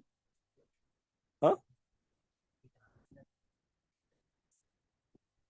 So there are questions posted, then we'll finish this first and then we'll get to that. Okay, can you brief on some of the benefits of IT therapists getting because of mentorship of IT Madras? Yeah, so see, now we are now 8 years old. Will be 9 years old by the end of this year, right? So we are essentially out of the mentorship requirements because we are quite mature now. But IT Madras has been very supportive from the beginning. We still go back to them whenever we require support, and they're very, very supportive. They're always forthcoming with their support. Because of the proximity, we keep having a lot of the faculty members visit us as required. But we are not plugging into only IT Madras. We have very strong relationships with IIT Bombay, IIT Roper on various initiatives. So we are now, I think, mature to run on our own. Walk. When we're crawling, probably we needed support. Now we are quite mature enough to handle our affairs, but we still take their support as required. They're always supportive. Do you have any international grants for research and consultancy? Yes, a lot of projects that we have, a lot of international collaboration projects. Can you share how it? I think we need not get into the details of how research funding is shared about in this program. Okay, that's a separate this thing. Any new courses were introduced in 2024? Yes, we have started the. I forgot. I should have talked about this. The B.Tech in engineering physics this year. Engineering physics as an area has been started in a number of other IITs also earlier, and basically it is offered jointly by the physics department and electrical engineering department. So if you see the coursework for this from the professional courses, core courses and electives, there'll be a mix of both. So Kodeshwar, you want to talk about engineering physics? Yeah. Kodeshwar is a faculty in physics, so he'll probably brief about why we started this engineering physics and the opportunity in engineering physics. You can use a mic. Yeah. So we have been starting this B.Tech engineering physics from this academic year. So number of vacancies are about 10. and it is a blended program between physics and electrical engineering. So it's almost like so as our director said, electrical engineering means it's a combination of ECE and EE. So here in B.Tech engineering physics program, maybe title may not refer that one, but it is a combination of physics and one of the important EC, mostly courses covers from ECE. So in that way, the nearly I think 11 courses the students from the engineering physics people who will take these 11 courses and also 5 more elective courses. So totally about 16 courses student can take other than physics. So in that way, it's a complete program, is a combination of physics and electrical communication, electrical and communication engineering. Okay, so by end of this program, you will have 2 choices. One is mostly students who do not like to quit the physics, so they can continue the physics and they can go ahead on their research path. That is one thing. And second thing, they can also have another opportunity to go to the industry towards mainly semiconductors and devices and so on. Yeah. Thank you. Yeah, thank you.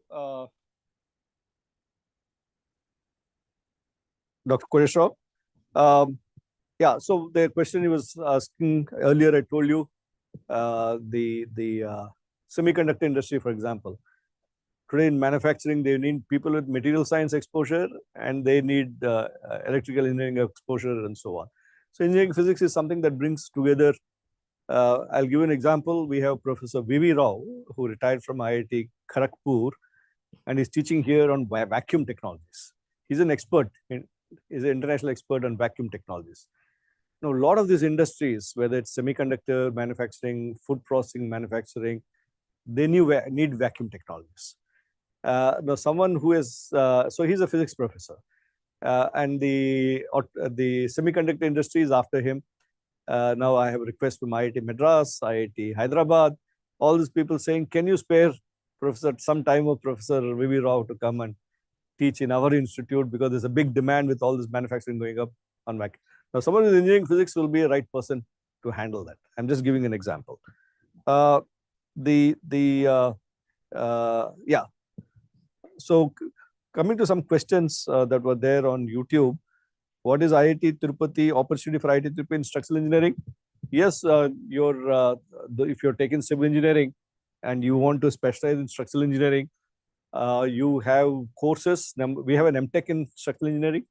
So if you're just going to do B.Tech, you can still do your electives more related to structural engineering. If you do dual degree program, you can do the structural engineering, you can do a B.Tech in civil engineering and a master's in structural engineering. And so there are good opportunities in structural engineering. In fact, we have had students do this earlier. What about IIT Tirupati collaboration with other prominent institutes in India? We have very strong collaborations, as I already mentioned in my presentation, with ISRO, DRDO. We have MOU with number of about 10 CSR and other laboratories in the country, whether it's from the electronics domain, civil engineering domain, space technologies domain, and so on. CMTI for manufacturing, then the institute in Pilani, Siri, right? Siri Pinali. So we have about many of them, and with other IITs also we have a lot of collaborations going on. So this is something that we're very strongly working with. Then opportunities in engineering physics, Professor Koteshwar Rao just talked about it. How many hostels are allotted for UG, PG and PG students? As I told you, the first year students will be living in the South Campus, where we have for boys 3 hostels. I think for the girls 2 hostels, which will be expanding to this. So those are double rooms and triple rooms. And then from your second year onwards, you start getting an opportunity to get single rooms in the North Campus.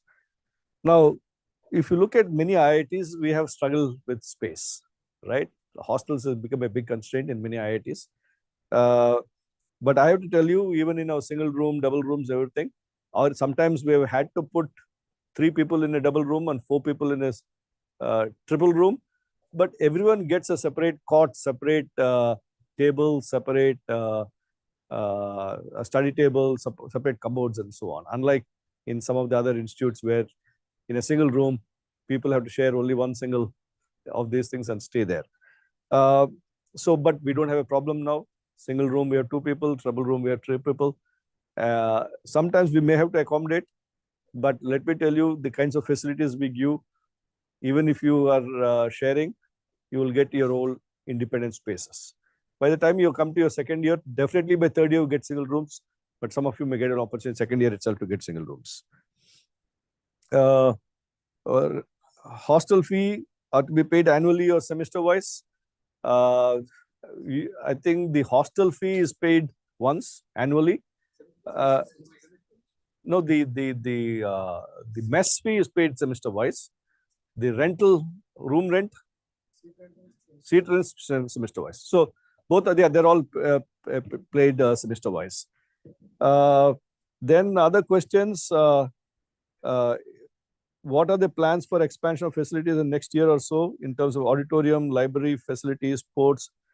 Yeah, as I told you, we are not the next year, over the next 3 years, we'll be doubling whatever we are building a separate library building. Right now, we have reasonably good space in our library. We have the library in our academic building 1 with reasonably good space. But in the phase 2 that we're going to start construction in the next few months, we will be building a separate, complete library knowledge center, as we call it. And sports facilities, as I told you, we right now have essential sports facilities, very good setup. But in terms of numbers, in the second phase, next phase we're building, we'll be adding considerable number of sports facilities. NIRF ranking, would like to know plans for future improvement. Yeah, our NIRF ranking right now is 59 in engineering. It was 56 in the year before that. But as we're going forward, our target is to be getting into the top 30 in the next 2-3 years.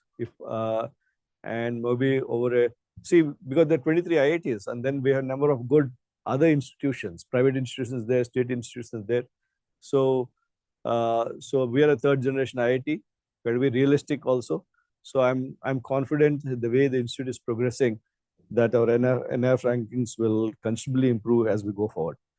Are you expanding faculty? The international exposure is being conducted, wanted to understand. Let me tell you, among our faculty, if you see, out of the 115 faculty that I said, maybe about 25-30 of them have done PhDs abroad. About 80% of them at least have done postdoctoral training abroad. So, and most of them have international collaborations. They attend conferences. We support annual every 3 years, we give them a substantial grant to go attend international conferences. So there's a lot of international exposure.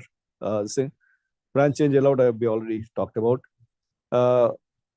One may please post the queries. Okay. Yeah, a lot of questions on branch change.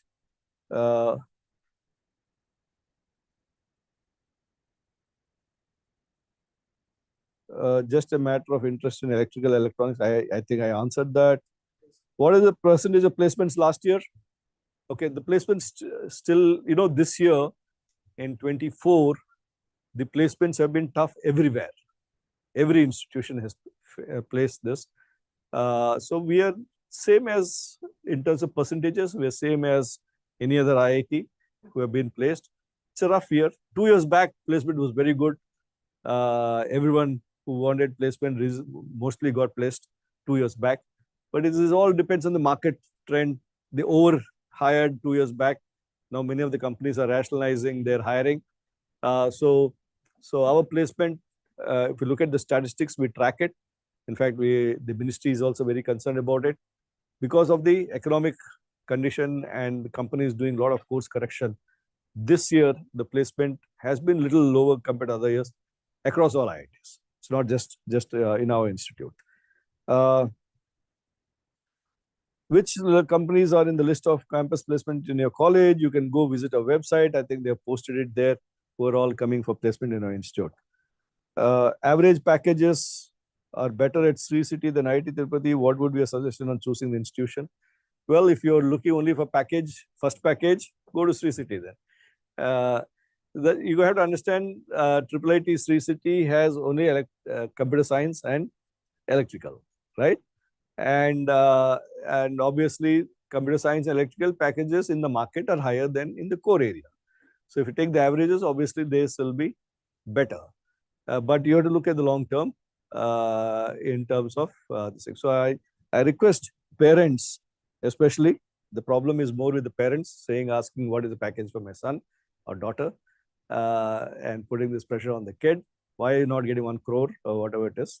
I think these are all goes in cycles. Demand for certain areas goes up and down. So definitely packages is a concern if people, but we have to look at that. We are here to look at the nation's long-term interest in terms of its ability to build its infrastructure, to become a major manufacturing power, and our space initiatives, all these things. So we look at what is required in the country in the long term. And then we accordingly we float. We don't go by just today, what is the market requirement. That is what the private colleges and others will do, right? So packages may not look very this thing, but how people go on to become leaders in whichever they choose to do. Okay. What are the minors offered? Would the minor degree mention B.Tech certificate? Okay, the minor will not be mentioned in the degree certificate. It will be put in your transcript. When you get your transcripts, it very clearly will say this student has taken these courses which lead to this minor. Okay, but it will not be put on the degree certificate. These minors are evolving. As I told you, we have started this minor program recently. Last Senate that we had last week, we had approved how many minors? 11 minors we have approved. We'll be adding many more. By the time you come to take your minors, after you're starting from your second year, we should be adding at least 7, 8 more minors. Can we visit the campus on any days coming directly or any contact number to get an advance permission? Yeah, you're most welcome to visit the campus. Can we, okay. So our PRO, Mr. Chaman is here, he's our deputy registrar in charge of his establishment, public relations, so on. Maybe we can identify some student volunteers and help and take them around. Yeah. Are double majors possible in IIT Tirupati? Right now, no. Double majors are not possible. Our dual degree is a bachelor's and master's. It is, when I say dual degree, like, for example, BITS has a dual degree where you can do double majors. That is not the model we have. Here, our dual degree is both bachelor's and master's. Okay. But through minors, you can do some of those courses. Whether meal plans includes chapatis and rotis?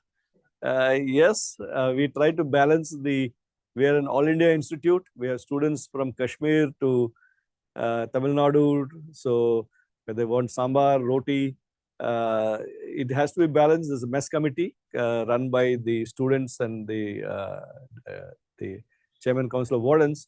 So I think every day you have rotis in the meal, as I know. And they try to do this balancing act. Is day scholars permitted? Yes, you're permitted. But I don't think anyone, when we were in the temporary campus near Tirupati, we used to have 2 or 3 day scholars. But I don't think that we have a day scholar now in the B.Tech program. Everyone wants to come and stay in the campus. Campus is so beautiful. I don't know why anyone will want to stay in Tirupati and travel every day 25 kilometers each way. But if you wish to, yes, you're welcome to get permission. You'll just have to write a letter and we'll say, yes, you can be a day scholar. Hostel room, single, double, as I mentioned, first year students will be sharing a double room or a triple room. There are 2 different configuration double rooms. How far is South Campus from North Campus classrooms? South Campus to North Campus classrooms are about 700 meters, depending on which place, about 700 to 800 meters, less than a kilometer, right? So you can easily cycle or walk, okay? Uh, uh, what is the provision for transport? You will have to walk. But if you have a physical disability or you're not well, we have a transport service for that. Okay. We have a bus service that run, but you will have to be under that category to use that service. Otherwise, I think from your health point of view, from your from the pollution, reducing pollution on campus point of view, and so on, we are encouraging our students to walk or cycle. Okay. Of course, we have little ups and downs. So you can cycle in one direction and just, I mean, you can just you don't even need to cycle. You just sit on your cycle, it will take you. Like when I come from my house to here, sometimes when I come on my scooter, I turn off my engine, leaving my gate, and just take the slope and come down here. But I come back. But there is, we are encouraging our students to cycle in this thing. It's just maximum you will be traveling is a kilometer within the campus, which is much lesser than, I coming from IIT Madras, the hostels to the departments, the distance is about the same as you would do there. And then the next one is for dual. We are looking at options like e-rickshaws and all those things. We are talking to companies to set up e-rickshaws where you pay and use as e-rickshaws. But that's all work in progress. Don't land up on the site on the campus the day one and say, you said e-rickshaws, where are the e-rickshaws? This will take some time to set up. For dual degrees, there is a possibility of doing M.Tech in other branch, example, B.Tech Civil and M.Tech in CSE. Not yet, but this is something we are also discussing. If you're going to be able to do that, but right now we don't have that possibility. Is there a possibility of doing minor in aerospace with B.Tech and mechanicals? Does ISRO come for placement at IIT Tirupati? Well, we don't have a minor in aerospace, but we're expanding. We are trying to hire more faculty members in the aerospace domain. So once we have enough faculty members, probably we can create one. Okay, but it'll take time. So, many places, mechanical and aerospace go together as a department, and that is the direction in which we're going. Does ISRO come for placement at IIT Tirupati? Subbareddy, have they been coming? No, sir. Yeah, we have companies like BEL, CDOT, and so on. ISRO mostly hires our MTechs and PhDs, not in this thing. Not many students, even if they come, not many students opt. That is the challenge for companies, organizations like ISRO and so on. Okay. Please let us know about placement statistics and packages. There's a policy across all the IITs that we don't talk about packages. Okay. We expect you to come here, do your homework. Now, what package you're getting today may not be the same as what you'll get 4 years from now. And these are all the same. So let's not get into packages.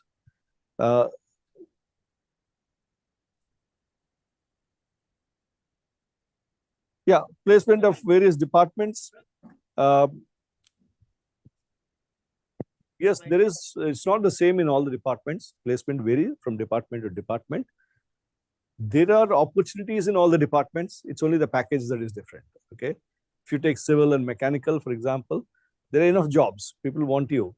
But if you are asking for a 20 lakh package in a civil company manufacturing, that will be difficult. Okay. The companies are not ready to offer that kind of packages for civil and mechanical as of today. It may change because of the lack, not enough students being there. And as I told you, a lot more is going to be happening in the domain. I've been talking to a lot of companies about this packages issue. Now, should we prefer lower branches in IITs or NIT CS? I don't understand this concept of lower branch and higher branch, right? I myself a civil engineer. So if I'm from a lower caste in this pecking order, that's not the way we look at things. Now that's a decision you need to take. We're not here to tell you the thing. Today's session is to explore to you what is there in IIT Tirupati. It is your decision on which IIT or NIT or IIIT that you would like to go. Okay, So that's a call you have to take. We are not here to advise you take this branch here, this branch there, and so on. And that is not also right on our part to do. Okay, you can talk to your friends and your others. What are the prospects of job opportunities? MPP program? Could you please share about placement details? Passed out batch. Now, MPP program is a master's program. Today's thing is on. You can take courses in MPP and so on. So today's program is our open house today is for the B.Tech admissions. So I'll not get into that. To learn on semiconductors, do we need to opt for EEE or chemical engineering or material science? Both areas are required. Like engineering physics, for example, is the area which will cover both. You can enter from both sides if you want. If you're talking about designing chips and designing circuitry and all that, obviously you need electrical engineering. If you talk about manufacturing semiconductors, then you need chemical and material science. Okay, sensors, whether sensor technology, all this you will require material science. Same question, lower branches and ITCS. What about civil department in IIT Tirupati? We have a very reasonably strong civil department. We have about 16 faculty members. We have all areas of civil engineering covered. We have structural engineering faculty members. We have water resources, environmental. Our department is called civil and environmental engineering. Okay, so very strong environmental emphasis, geotechnical engineering, transportation engineering. So all area of civil engineering are covered, and we'll be expanding this.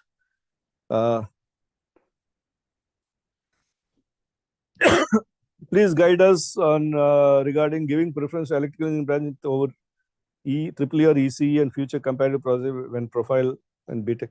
As I told you earlier, in IITs, most IITs you will see, very few IITs have a separate ECE and electrical.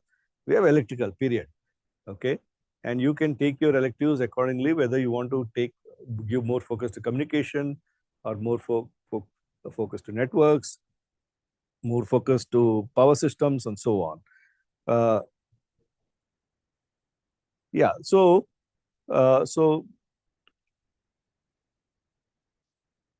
then the next one is, please share the details of placements in electromechanical average salaries. As I told you, this is not something we'll get into.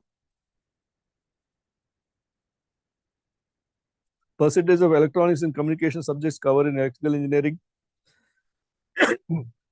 You will be covered the basic courses. Now it's for you to take the electives, and if you want to do communication, take more electives in that area. Thank you. Civil, I talked about it. Placement. Civil, I talked about it.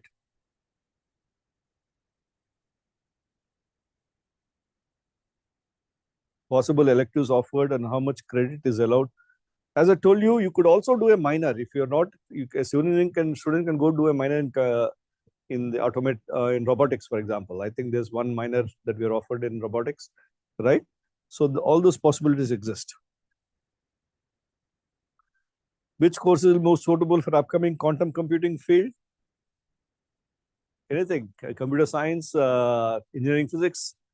We have quantum computing people in our physics department here. We have people in the computer science people who will be looking at this thing. So quantum area could be coming from computer science side, or you could be coming from engineering physics side or physics side also. Do you teach AI and data science? Yes, very much. In fact, maybe we should have talked about it. In the first 2 years, all our students, whether you're doing civil engineering or you're doing computer science or you're doing electrical engineering, have to do a course. What is the name of the course? AI and Introduction to Data Science and Machine Learning. Everyone does a course exposing you to quantum technologies because of the thing. So it's a compulsory course for every student, whether you're doing civil mechanical. This is a basic course, exposure course. If you're interested, you can take more courses in the as a part of your free electives or as a part of minor in those areas. Okay, so every student is going to get exposure in these areas. This is again a part of the new curriculum that we are taught. mock play mechanical, we want to know, will it be future in mechanical? How will the placements he can proceed? Further studies, AI, ML, or robotics? Yeah, if you're talking about mechanical, robotics is very much aligned to mechanical. We have colleagues here. We have I have Kiran, for example, here, who is in additive manufacturing, and they use a lot of, he co-guides students with mathematics background, right? You have a student with doing PhD in mathematics with them, where they're talking about bringing ML applications in welding and robotics and so on. So if you take mechanical and you want to get into that, yes, that option is very much there. And today, AI ML cuts across all streams. Everyone, whether it's civil, mechanical, we have people working in these areas related to this.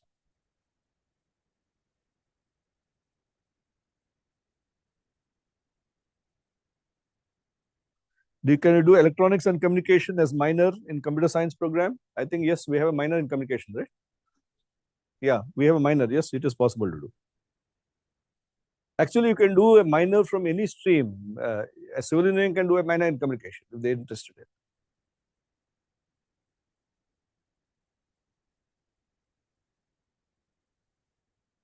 Okay, I think it's mostly about placements and civil, quantum computing,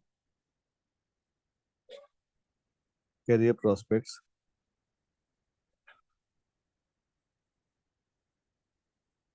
I'm interested in composites and sustainability. Can you provide details of composites and sustainability aspects to cover which course? Subbareddy, you want to talk about this? He's asking, he's interested in composites and the thing.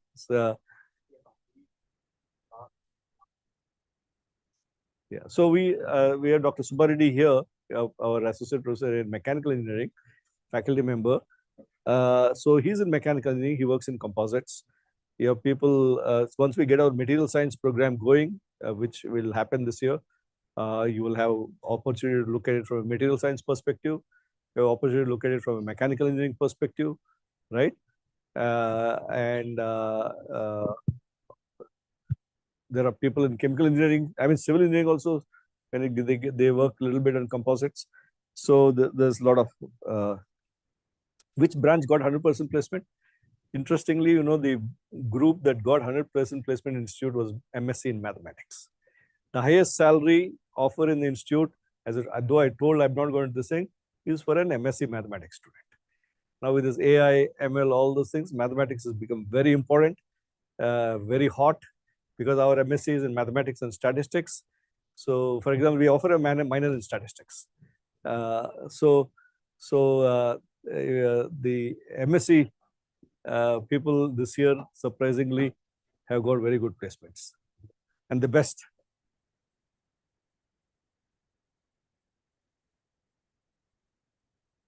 Do you have a WhatsApp group?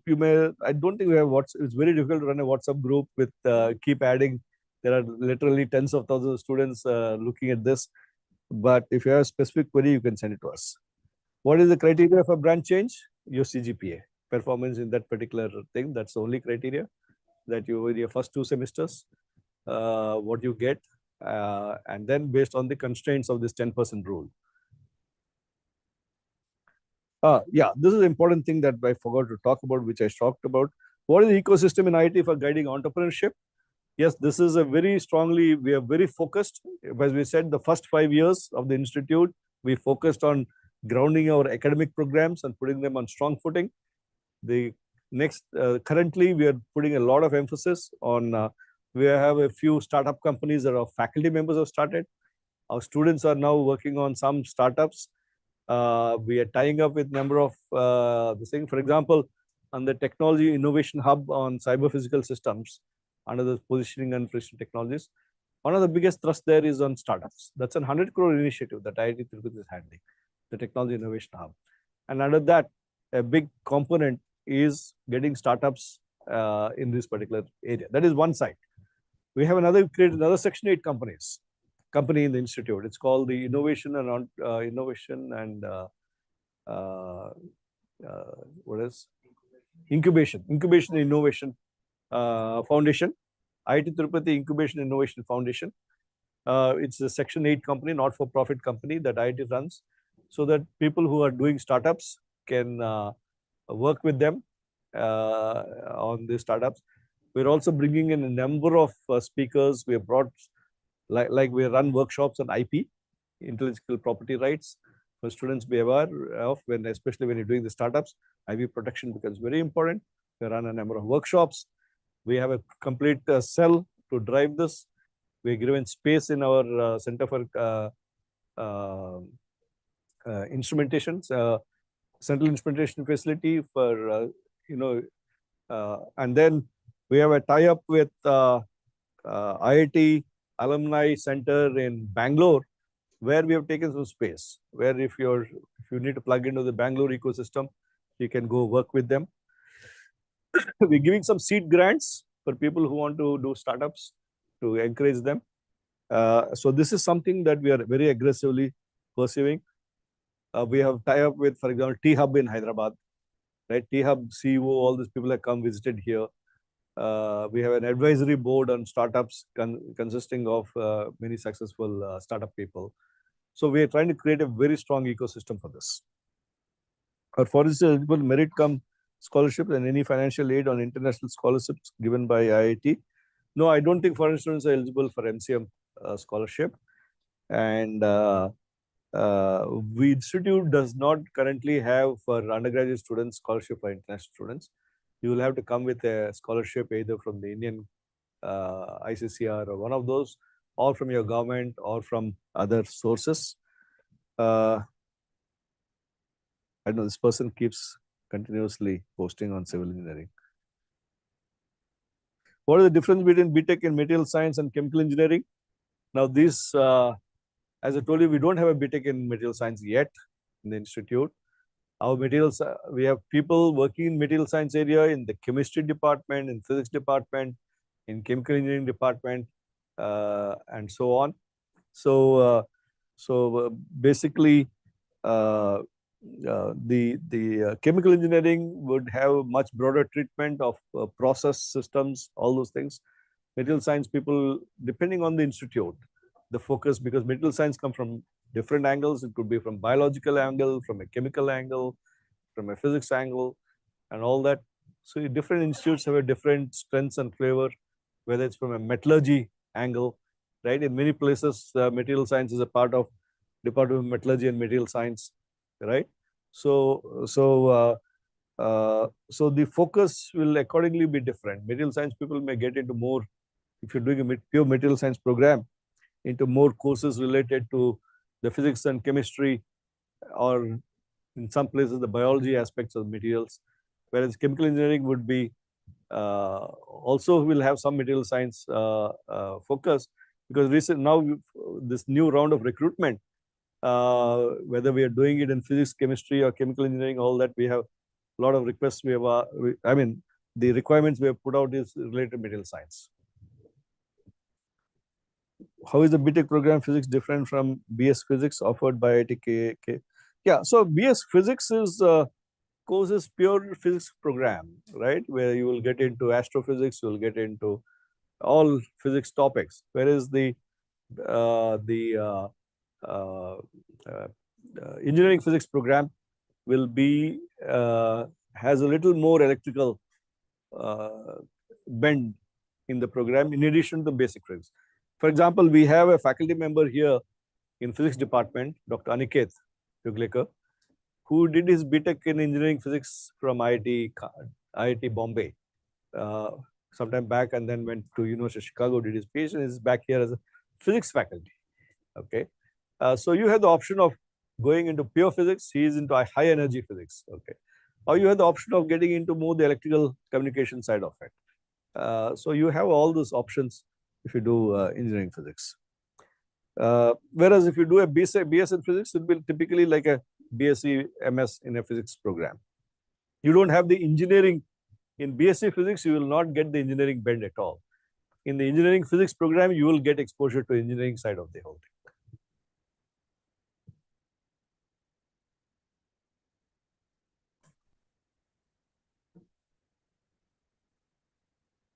Yeah, do you have any incubation centers in IIT Tirupati? Yes, we already have Under the Technology Innovation Hub on Positioning Precision Technologies, we have a huge innovation. We have mentored, we are funding companies from across India, not only within the institute.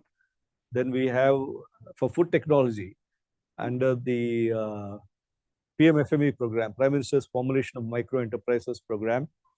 We have an incubation center for food technology.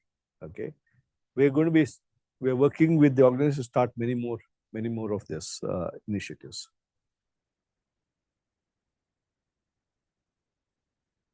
Some of these questions are repeating. A lot of them are continuously repeating. Is there any transportation facility to airport, railway station, and main city? We are quite, see, if you get out of a campus, if you want to use public transportation, the buses that go to Venkatagiri from Tirupati stop in front of our campus. Okay. Those buses are frequency are about 20 minutes, one bus every 20 minutes to half an hour, maximum half an hour, but 20 minutes or so. Peak time you get every 20 minutes there's a bus. Or if you get to Erpedu Junction, which is about 2 kilometers from our front of our campus, you have buses to Tirupati every 5 minutes. Okay, if you get to Erpedu Junction. Erpedu Junction is from our south campus gate, 1.5 kilometers, from our main campus gate, a little over 2 kilometers. Okay. And there are the share autos which keep going up and down. How much do they charge share autos to get to Erpedu Junction? 10 rupees? Huh? 10 to 20 rupees, right? So that way, and then from the airport, in the airport, you have taxis available. When you get off at the airport, there are a couple of taxi companies which are run there. You can hire one of them to come here.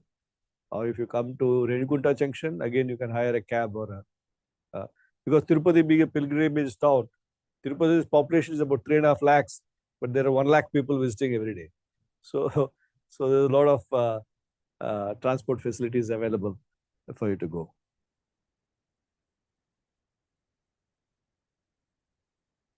Is there a VLSI and embedded systems and everything? Definitely yes. We have courses related to this, VLSI and embedded systems.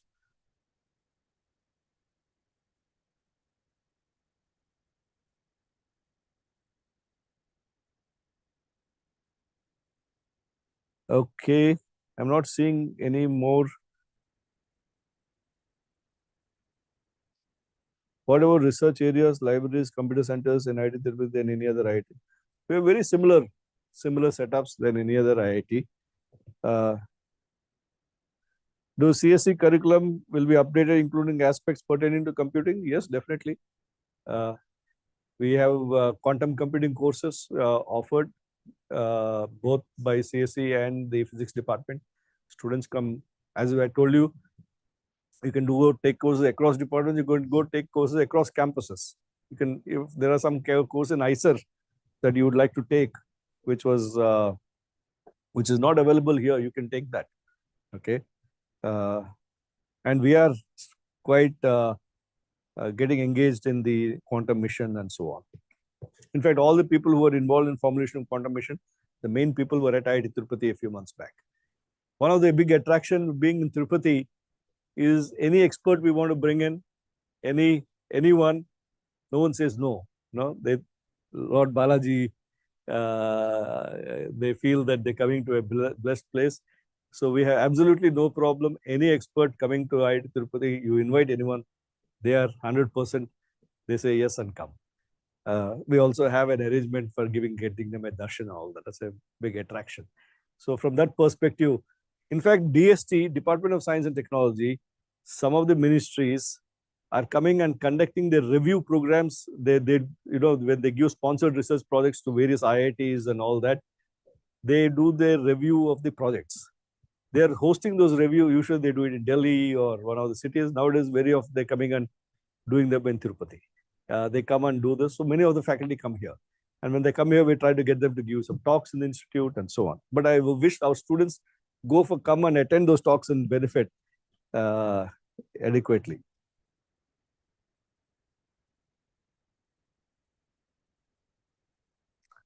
Does electricity have good hope for research other than placements? Most definitely. there's so much opportunities for placement, research. We wish more students get to do that.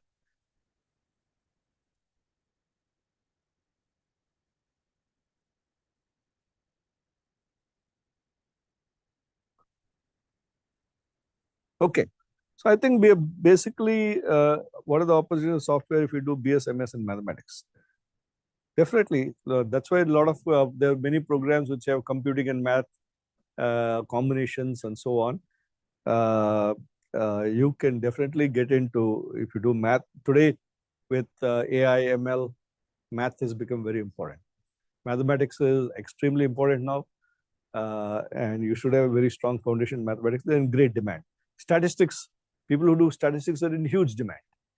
With data science, one of the fundamental areas of data science is statistics, mathematics. So there's a huge demand for that. Okay, I think we basically covered most of this thing. We're also, we're past half an hour past our schedule thing. So we will stop here. If you have any queries, please reach out. If you want to visit the campus, you're most welcome to visit the campus and go around the campus and meet our faculty and staff while you take this decision. All the best, and thank you very much for those of you who come here. We'll be, if you want to come and personally talk to us, we're going to be here. You want to go around the campus, there'll be people to help you with that. And those of you who join online, thanks a lot. Wishing you all the very best. Please take a informed decision, not just based on packages, but based on long-term career and the opportunities that are there. Some fields, starting packages are low, but long-term you do very well, right? There are other fields where the starting packages are very high, but your possibility of growth is limited after a certain time. So these are things you need to take decisions based on. Which IIT? Again, you must be attending the open houses in various places. That's your call to take.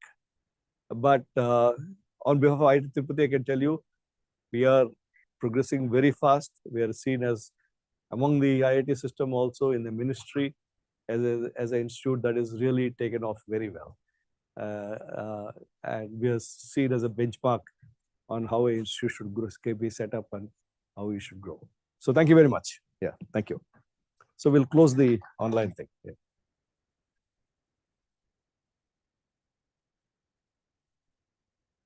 I'll close.